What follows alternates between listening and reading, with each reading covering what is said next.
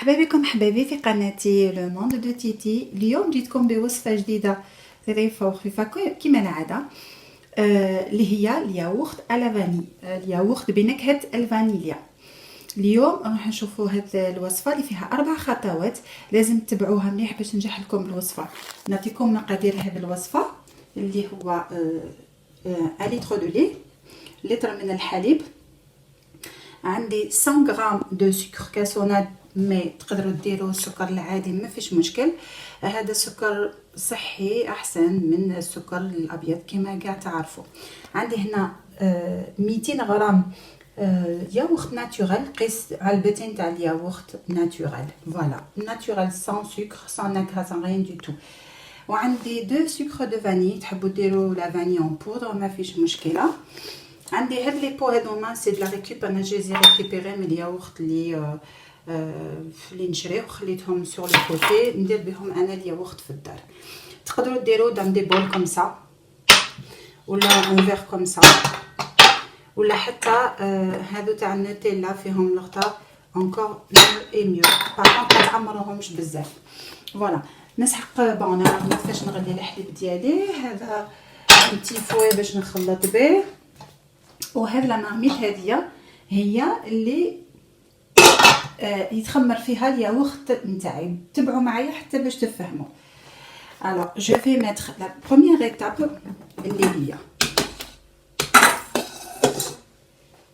ميكسور باش يتخلط المليح الكيفيه. نقدر نوتيليزي لو فوي اوسي، مي هذا لو بغا ميكسور يساعدني اكثر. اول خطوه واش ندير؟ نحط الحليب ديالي يغلي، لازم يغلي هذا الحليب، فوالا يغلي،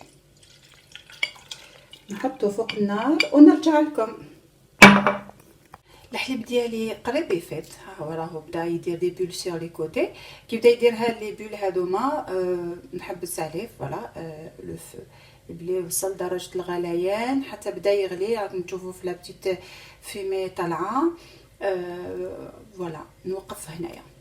فوالا طلعت الحليب ديالي من على النار. فوالا دوك نزيد له واش نزيد لا فاني، سكر الفانيليا اللي كنا حكينا عليه قبيله، ونزيد لو سكر ونبقى نخلط حتى يذوب السكر. يبدا تطلع لا غوم دو لا فاني. السكر الكاسوناد يعطي لون ان بو جونات للياغورت ديالي، هو لون بزاف شباب. صدقوني هاد الوصفه والله لو كان تتبعوا الخطوات رايحين تغيسيوها. فوالا راح نخلط ونرجع لكم. خلط حتى ذاب لي السكر، ذاب كومبليتمون لو سكر. دوك نغطي عليه، راكم تشوفوا راني ما زدتش الياغورت انكور. نزيد الياغورت في المرحله الثانيه، قعدوا معايا باش تعرفوا كيفاش نزيدو. دوك نغلق عليه هكذايا ونخليه يبرد.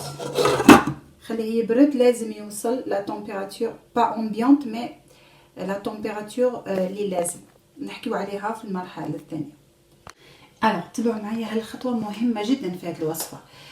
قبل ما نزيد الياغورت للحليب اللي كنت خليته يبرد، ماشي تمبيراتور امبيونط وماشي سخون، يكون نحط صبعي دون لو لي ونحسب 10 ثواني. اذا تحملت الحراره يعني راهو واجد. داكوغ فوالا. دونك نبدا نحط هاد الياغورت،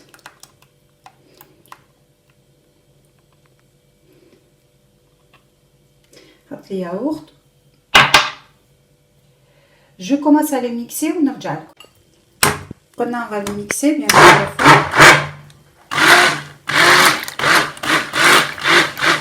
جو لو ميكس باش هذوك الحبيبات كامل يتخلطوا مع بعضهم، باش يخمر بطريقه منسجمه كامل مع بعض. فوالا نكمل نرحي ونرجع لكم، نكمل نخلطو ونرجع. فوالا راني كملت خلطته كامل. فوالا يكون هذا القوام، يكون مازالو حليب يعني يكون مخلط مليح حتى ما نشوفش هذوك الحبيبات تاع الياغورت اللي ضفتو. فوالا عندي البويوار لهنايا نسخن فيها الماء. ما لازمش الماء يكون يغلي يعني درجة الحرارة فوق 100 ولا، لازم يكون بين 60 و 65 درجة فواغ 70 با بلوس. الياغورت ديالي مازالو ليكيد، دوك باش نحطو في لي بيتي غامكان. حطيتو فيه هذا طويس باش نقدر نسربيه ترونكيل. هما لي غامكان ديالي ما نعمرهمش حتى للفوق. فوالا فوالا با بلوس. نزيد نوريكم واحده اخرى.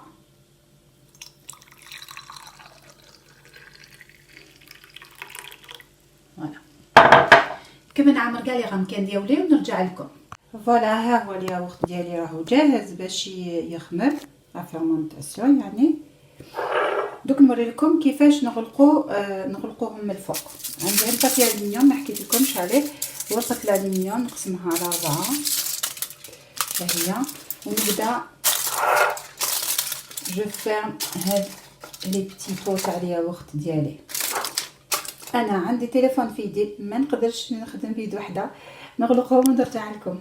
فوالا كملنا غلقنا هاد لي بيتي غامكان باحكام. راكم تشوفوا عندهم دي بيتي بور، راني دخلت كامل لو بابي اللي تحت لي بور باش نغلقهم باحكام. فوالا راه واجد الياغورت للتخمير يعني لا فيرمونطاسيون. راح نحطو فيها لا مارميت هاديه ونوري لكم الخطوه الاخيره. فوالا نوريكم الخطوه الاخيره اللي نعملوها لهاد الياغورت هذايا. دونك عندي يا بويوار اللي كنت غليت فيها الماء، سخنت فيها بلوتو الماء 60 65 درجه با بلوس.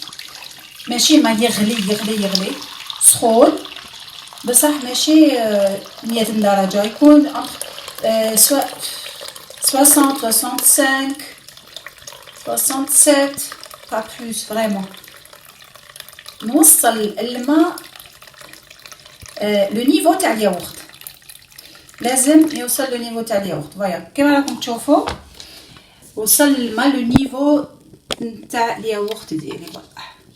فوالا اوكي هنا ونحبس. فوالا انا كملنا الوصفه تاع نهار اليوم. شفتوا كاع الخطوات معايا والمقادير.